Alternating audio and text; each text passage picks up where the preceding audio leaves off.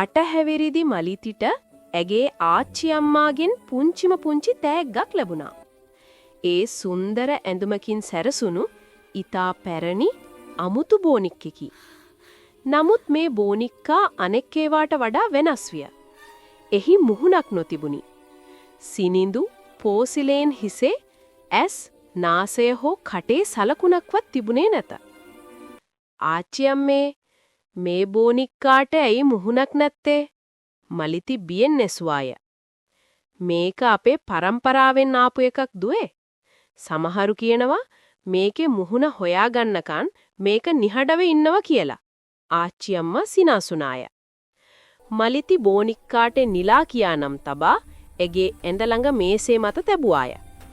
රාත්‍රියේදී මුහුණක් නැති බෝනික්කා තමා දෙස බලා සිටිනවා වැනි අමුතු හැඟීමක් ඇයට ඇතිවිය. එක් රාත්‍රියක මලිති ඇහැරෙන විට ඇගේ කාමරයේ වෙනදාට වඩා වැඩි සීතලක් දැනුනි. නිදිමතෙන් සිටි ඇයට ළඟින්ම කෙඳිරිලි හඬක් ඇසුනි. හඬ මෙහෙම කිව්වා. මට උදව් කරන්න. මලිති ඇඳ මතින් වාඩි විය. කවුද? හඬ. මම නිලා. මට මදේ මුහුණ නැති වුණා. මට කතා කරන්න බෑ මලිති. ඔයා මගේ මුහුණ හොයාගන්න ඕනේ. මලිති බිහිතියටපත් විය. බෝනික්කාගේ මුහුණේ වෙනසක් නැත. ඒ මුහුණ නැති සිනිදු පෝසිලෙන් හිස තවමත් නිහඬය. එහෙත් හඬ එන්නේ හරියටම බෝනික්කා සිටින දිශාවනි. මලිති. මම කොහොමද ඔයාගේ මුහුණ හොයන්නේ? නිලා. ඔයාගේ කාමරයේ ඇතුලේ. ඔයාගේ සෙල්ලම් පෙට්ටියේ ඇතුලේ. පරණ කැඩපත. මලිති බියෙන් වෙවුලමින් ඇගේ පරණ සෙල්ලම් බඩු පෙට්ටිය ළඟට ගියාය. ඇය ඇතුළ බැලූ විට ඇගේ පරණ බෝනික්කන් අතර තිබු කුඩා කළු වී ගිය අත් කැඩපතක් දුටාය. එය ගලවාගත් ඇය බෝනික්කා ළඟට ආවාය. මලිති. මේකද? නිලා. ඔව්. දැන් ඒක මගේ හිසට තියන්න. මලිති කැඩපත බෝනික්කාගේ මුහුණ නොමැති හිසට තැබුවාය.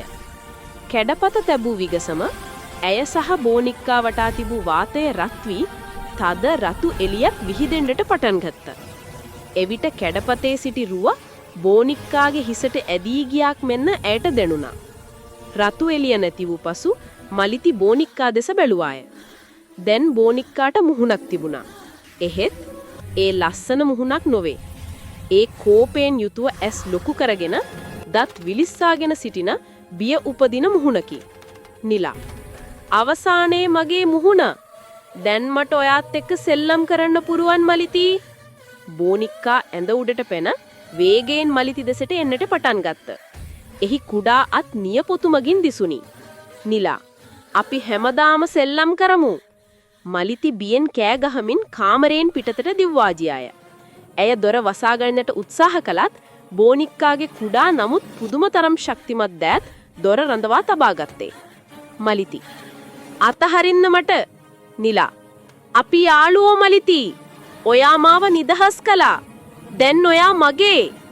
වාසනාවන්ත වස්නට ගුණ මලිතිගේ කෑ ගැසීමට ඇගේ තාත්තා දිව්වාවේ.